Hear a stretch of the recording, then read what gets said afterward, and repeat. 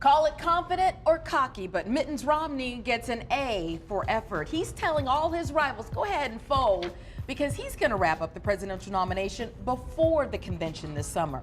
But Figgy Newt Gingrich says, slow your roll, Mittens. There are lots of bunny rabbits that run through. I'm the tortoise. I just take one step at a time. But Figgy's own peeps admit he must win Alabama and Mississippi next Tuesday to stay in it. Here are your latest delegate count numbers. Romney has 429. Rick Santorum has 169 delegates, 118 for Newt Gingrich, and 67 for Ron Paul. Remember, the winning number is 1,144.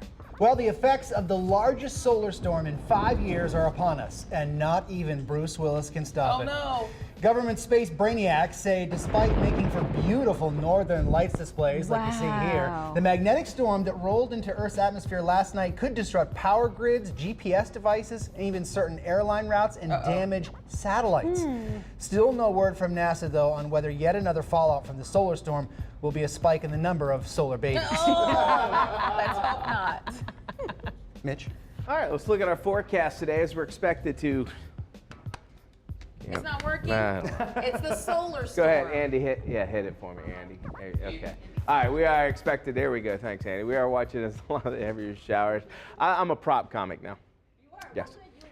There we go. He and I. All right, we are watching this. Assistant. Well, this thing don't work again. It'll get a sledgehammer. Is celebrating its centennial with online games, videos, a revamped Facebook page, and a limited edition birthday cake Oreo. The sweet treat made its 1912 debut. It's currently the top-selling cookie, raking in $1.5 billion just last year. You guys know that it's Oreo's 100th birthday now. Yes. Just mentioned I love it. Nice to see your I love celebrating. Your dentist is going to love you for that. Look at he can't even talk at this point. If I already have a woman, then I'll grow a beard and let other men know she's taken. She's not. Stay away from me and my powerful beard. Like the beard of Zeus. Right.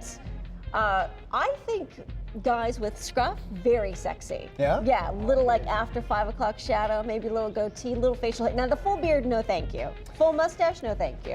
And this begins my growing a beard. You can watch it progress as we go through the next 3 weeks here. Now I say that I like a guy with a little scruff. However, after a makeout session with a guy with a little scruff, your face is red. Looks like you just had a chemical peel. Yes, exactly. Your entire body's chafed.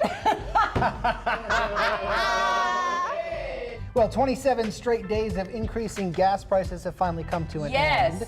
AAA says the average price for regular unleaded fell a fraction of a cent to just about $3.76 a gallon. So that's what that 910 means. There's your fraction. Understood that. Now compare that to the $3.48 a gallon gas just a month ago. The price now still, though, not beating the all-time high of $4.11 in 2008. Some analysts say high gas prices are good because they tend to go up as the economy gets stronger. Oh. Yes, and Joey Mo, if you're listening, okay.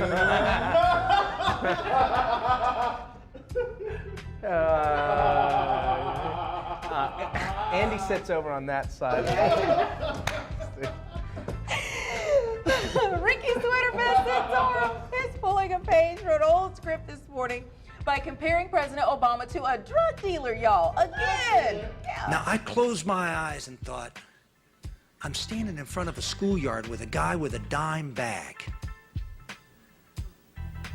saying, once I hook you, we got you. We'll hook you. I got 5 He echoed that 2010 speech Sunday night at an Oklahoma church. Santorum claims that President Obama wants to get Americans hooked on entitlement programs to expand his power, and the healthcare law is the latest new addictive drug. And I love it says BuzzFeed right up there. And second, he said he has this. He said he has his eyes closed. How do you know the guy had a dime bag? That's what I like. He was weighing it, Mitch. He was weighing it. That's about right. Yeah.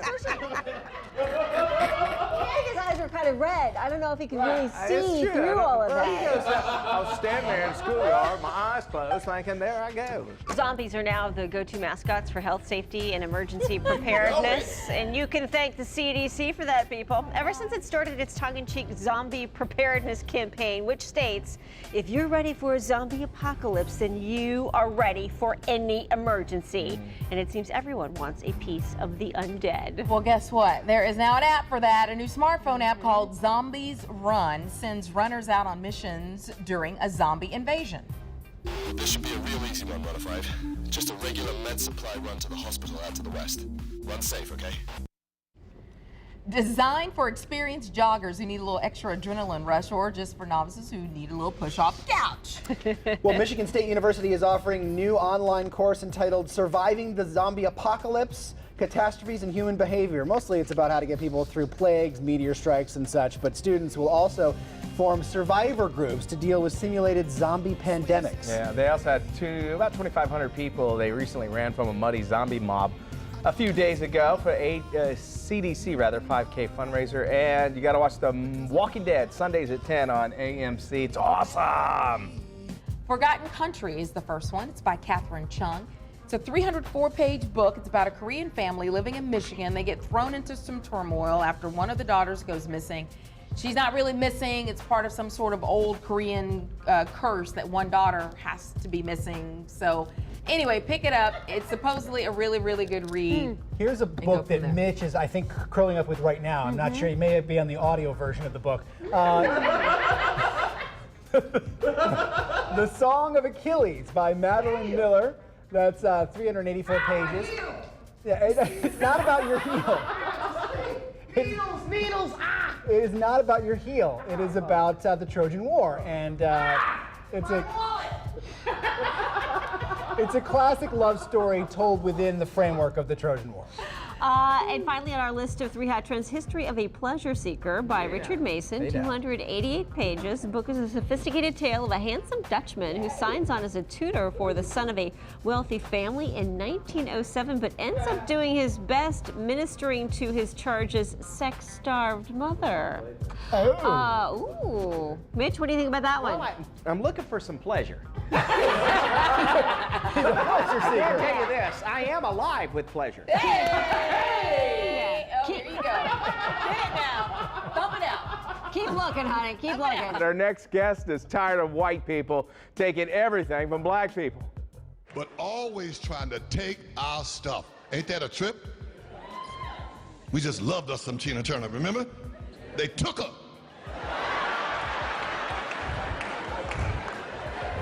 Remember Lionel Richie? We loved him. They took him. They took James Brown. Oh, they gave him back. And now even we have taken him straight from the Daily Buzz couch and straight to it. Ladies and gentlemen, legendary comedian Paul Mooney. What's up with white people? Now, you know, you and I talking here. I mean, do you go into places, because that's kind of your thing, is ask a black man on Dave Chappelle's show. But do you go in, do people think, all right, he's got an attitude, he hates white people? But that's not the case, right? No. Yeah, they do have that attitude. It's real sad. And you know, you go into it and then people see it and then they go, okay, all right, I can see the angles he's coming I know, from. but it's sad that people think that because of slavery, I have white blood. Because of slavery, you have black blood. It works both ways. I never actually thought of it that way. Well, think of it that way. I will. Look, I mentioned black and you back off. No, I did not. Come on. Well, James has what, Asian? Is that, remember that we did one of those tests where they could do your hair? And I saw you walk over there. What do you think you got that big behind you? That's one of these please. things, okay? Oh, come on, please. That's your black blood. Well, I got the gut, okay? But it doesn't matter about the gut. You got the black blood. That's okay. Well, the ladies like it though, right? They pinch you? Okay, girls, thank you. Thank you so much for your support. You are funny. Tell us a little bit about yourself, Paul. Where are you from? And Louisiana. I'm a Southerner, and Yeah. I'm proud of it. We're out in Louisiana, by the way. And Sweetport. Okay. And what's really interesting is I was watching your show, and I was listening to the woman talk about children and all this other stuff. Right. And all that stuff is real. It's real sad how, in America, how they react to children. And then that man you talked about, you showed from Coney, 2012, yeah. No, it was hugging that black man, the African or whatever. This white guy that was hugging somebody. He showed a picture. Okay. All right. I thought it was Wesley. I was just checking out his butt. I thought it was Wesley Snipes. Well, and why? Was it a tax story? No, he was so black. Oh, it's like A-Fat Kodo. Yeah, it was scary. It was. I actually thought it was Wesley. When I saw him, I said, I thought Wesley was in jail. I'm sure he's hugging some people in prison too. So if you know what I'm talking about. Not Wesley. You don't think so? No, well, he was in the music video. He knows video. all that karate and all that other stuff. Oh, That stuff is real. That's not fake. And he started off in in all those, Michael Jackson. Yeah, but in all those movies, he can do all that stuff. Hell yes. You don't mess with Wesley. Anybody messing with Wesley? I won't do it, and I'll take back that joke about prison there. And Paul Mooney, you're gonna be at the Orlando Improv. Go to our website, check out more. And if you white, man, shut up. Is that good? You're funny. Are you good on that? We're gonna talk about snakes and women.